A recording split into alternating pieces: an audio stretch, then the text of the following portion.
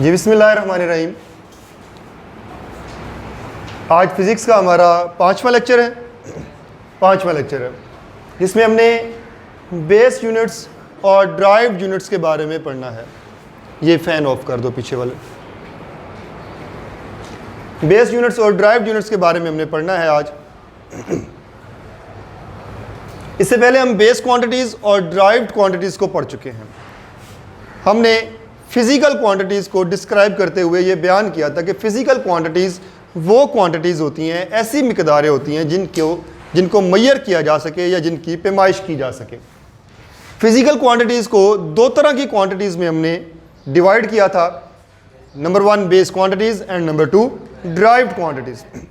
अगर base quantities को देखें तो बेस क्वांटिटीज़ वो क्वांटिटीज़ थी जिसकी बेस पर बाकी तमाम क्वांटिटीज़ को एक्सप्रेस किया जाता था। और ऐसी 7 हमारे पास क्वांटिटीज़ थी जिनमें लेंथ थी, मैस था, टाइम था, इलेक्ट्रिसिटी यानी करंट इलेक्ट्रिसिटी और टेम्परेचर था, उसके बाद अमाउंट ऑफ अ सब्सटेंस था।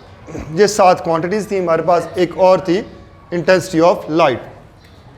इसी तरह ड्राइव्ड क्वांटिटीज़ वो क्वांटिटीज़ थी जो बेस क्वांटिटीज़ की बुनियाद पर एक्सप्रेस की जाती हैं और ये बहुत सारी होती हैं। अब वो यूनिट जो बेस क्वांटिटीज़ को डिस्क्राइब करते हैं, ऐसे यूनिट को हम बेस यूनिट कहते हैं। और वो यूनिट जो ड्राइव क्वांटिटीज़ को एक्सप्रेस करते हैं, ऐसे यूनिट्स को हम ड्राइव्ड यूनिट्स कहते हैं। बेस यूनिट की अगर हम बात करें तो ये कितने हो सकते हैं, तो देखना पड़ेगा कि बेस क्वांटिटीज़ कितनी थी। तो बेस क्वांटिटीज़ हमारे पास 7 थी। नाम इनके मैं ज़रा दोबारा लिख देता हूँ। हमारे पास नंबर 1 पे लेंथ थी, मैस था, टाइम था, इलेक्ट्रिक करंट था,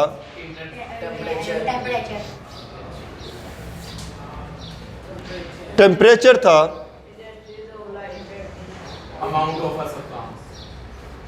इलेक्ट्रिक इंटेंसिटी ऑफ लाइट था,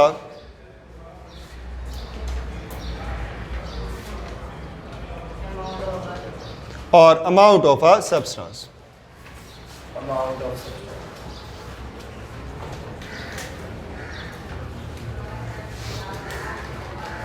अब लेंथ को हम हर जगह फिजिक्स में जहां पे भी लेंथ का जिक्र आएगा तो पूरी लेंथ नहीं लिखेंगे, बल्कि हम इसका सिर्फ सिंबल लिखेंगे।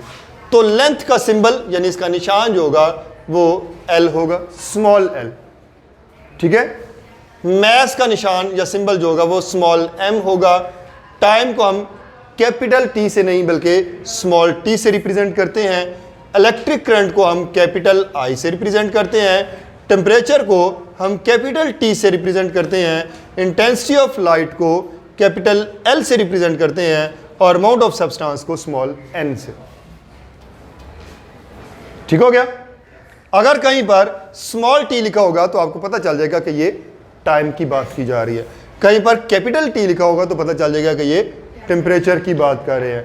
एक और जगह पर भी कैपिटल T इस्तेमाल होता है, मगर इसका जिक्र अभी हमारी 9th की फिजिक्स के अंदर नहीं है। वो 10th में उसका जिक्र आएगा तो वहाँ पर हम इसको डिस्कस करेंगे। वो टाइम पीरियड होता है, उसको भी कैपिटल T से जाहिर करते हैं। Intensity of light capital L और amount of a substance small n। अब लेंथ, अगर लेंथ मैंने मेजर करनी है, नापनी है, मैंने इस लेंथ को, इस लंबाई को अगर नापना चाहूँ तो उसके लिए मैं क्या इस्तेमाल करूँगा? स्केल इस्तेमाल कर सकता हूँ, मेजरिंग टेप को इस्तेमाल कर सकता हूँ और लेंथ बताऊँगा कि इसमें आप कहेंगे, आप ये बता सकते हैं कितने फुट है, आप ये बता सकते हैं कितने गज है, आप ये बता सकते हैं कितने मीटर है, आप ये बता सकते हैं कि कितने इंच है। क्या लेंथ अगर मैं पूछूं तो कोई ये कह सकता है कि ये लंबाई जो है वो ये 2 लीटर है, 3 लीटर है, 2 किलो है, 3 दर्जन है? उसमें तो लंबाई नहीं बताई जाएगी। यानी लंबाई के लिए अलग यूनिट आप इस्तेमाल कर रहे हैं। अब इंच में भी आप पता कर सकते हैं, सेंटीमीटर में भी पता कर सकते हैं, किलोग्राम मीटर में पता कर सकते हैं, आप गज में पता कर सकते हैं, फीट में पता कर सकते हैं। तो एक ख़ास यूनिट क्या होगा? तो लेंथ के लिए जो ख़ास यूनिट है, जिस तरह हमने सिस्टम इंटरनेशनल के बारे में पढ़ा था, तो उसका जो SI यूनिट है लेंथ का, वो हमारे पास है मीटर। कौन सा है? इसी तरह मैस मालूम करना है तो वो आप करते हैं किलोग्राम में। टाइम आप मालूम करते हैं सेकंड में, सेकंड उसका यूनिट है। ऐसा ही इलेक्ट्रिक करंट का यूनिट है एम्पेयर, टेम्परेचर का यूनिट है केल्विन, इंटेंसिटी ऑफ लाइट का यूनिट है कैंडेला, और अमाउंट ऑफ सब्सटेंस का यूनिट है मोल। ये आई थिंक मैंने बताया भी था आप लोगों को। अब जिस तरह इन बेस यूनिट्स के सिंबल हैं तो उसी तरह, सॉरी, बेस क्वांटिटीज के सिंबल हैं, उसी तरह बेस यूनिट्स के भी सिंबल हैं।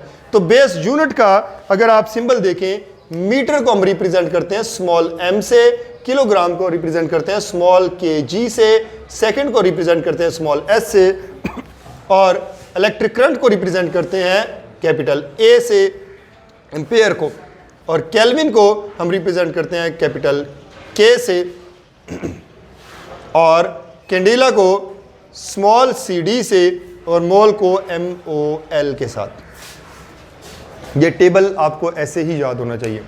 जैसे मैंने आपको बताया था कि बेस क्वांटिटीज़ 7 होती हैं, तो सातों के नाम याद हों तो उनके सिंबल भी याद हों, और उनके आपको यूनिट्स भी याद हों, और यूनिट के सिंबल भी याद हों।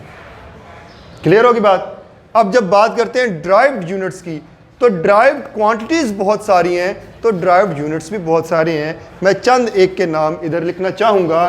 जिस तरह मेरे पास वेलोसिटी है या स्पीड है।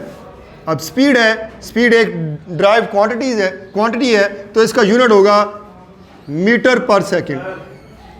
जी सर, मैं भेज देता हूँ। इसी तरह वेलोसिटी है, वेलोसिटी ये भी हमारे पास ड्राइव क्वांटिटी है। फिर इसी तरह एक्सेलरेशन है, ये भी हमारे पास ड्राइव क्वांटिटी है। हम इन सब के बारे में यूनिट 2 के अंदर पढ़ेंगे। तो बहुत सारी ड्राइव क्वांटिटीज़ हैं और उनके यूनिट्स भी इसी तरह बहुत सारे हैं।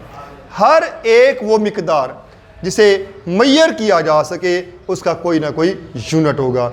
अगर आप अंडे लेने गए हैं बाज़ार से, तो आप जाकर उस दुकानदार को बताएंगे कि कितने अंडे आपको चाहिए, 1 दर्जन चाहिए, 2 दर्जन चाहिए। वो जो दर्जन है वो दरअसल यूनिट है। आप पेट्रोल लेने गए हैं, डलवाने गए हैं बाइक में या गाड़ी में, तो आप जाकर वहाँ पर पेट्रोल पंप पर उसे बताते हैं कि 1 लीटर चाहिए या 2 लीटर चाहिए। वो जो लीटर है वो उसका यूनिट है। इसी तरह आप दूध लीटर में लेकर आते हैं, आप चीनी किलोग्राम में लेकर आते हैं, आप आटा किलोग्राम में लेकर आते हैं, आप फ्रूट लेकर आते हैं वो किलोग्राम में लेकर आते हैं, आप लंबाई नाप रहे होते हैं तो मीटरों में नाप रहे होते हैं, कपड़ा आप मीटरों में या गज़ों में लेकर आते हैं। तो ये तमाम यूनिट्स जो हैं ये हमारे लिए हमारी ज़िंदगी को आसान बनाए हुए होते हैं कि हमें पता चल सकता है कि हमने कौन सी शय किस तरह कितनी मिकदार में हासिल करनी है। आज के लिए इतना ही है। अभी मैं आपको इसके निशान लगवा देता हूँ कि हमने याद कितना करना है, तो फिर इंशाल्लाह इससे आगे जो है वो नेक्स्ट लेक्चर में होगा। शुक्रिया।